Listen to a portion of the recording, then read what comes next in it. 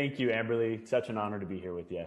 Yeah, I loved all you shared in our mastermind, and you're such an incredible storyteller. And then on Clubhouse, you came into one of my rooms, and after you spoke, I don't know if you know this, but I had so many people quoting what you said about how to get rid of limiting beliefs. So, first of all, I'd love for you to share about that.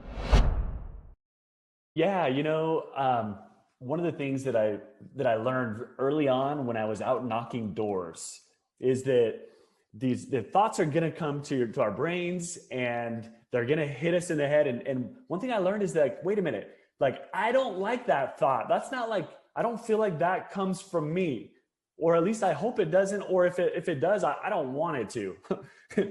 And so I developed this little mantra, and it's so simple, but it's been really powerful. And in fact, if I'll have to show you sometime if I can find it while I'm talking. But my kids, so I've taught this to my kids, and it's been such a simple little tool. I want to offer it to you right now, those that are watching. And thank you, Amberly, for bringing that up. So it's these 4 words: I reject that thought.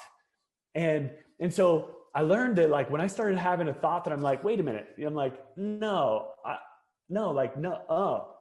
I reject that thought. And so I told my kids, I was like, if you have this thought, and we talked about this recently with them, it's like, if you have this thought that doesn't serve you, like, you are not your thoughts, and you have the power, your brain and your heart and your mind, you have the power to reject thoughts that don't serve you. So you want to say it with emotion. If you have this bad thought, maybe you're like, oh, that person's so lame over there. You're like, wait a minute, I reject that thought. And it gives us power to just get rid of those thoughts that we don't want, that don't serve us, and that don't serve those around us.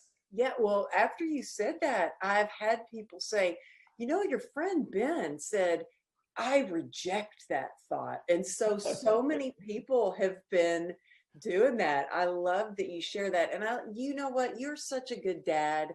I love seeing your post on Instagram and your YouTube videos. Holy cow, you've been every week delivering some incredible message about leadership and sales on YouTube, and your YouTube channel is really growing, which I think is hard to do because I've had a YouTube channel for a while, and it's a little bit harder to gain that traction, but you offer such value that people are just like eating it up.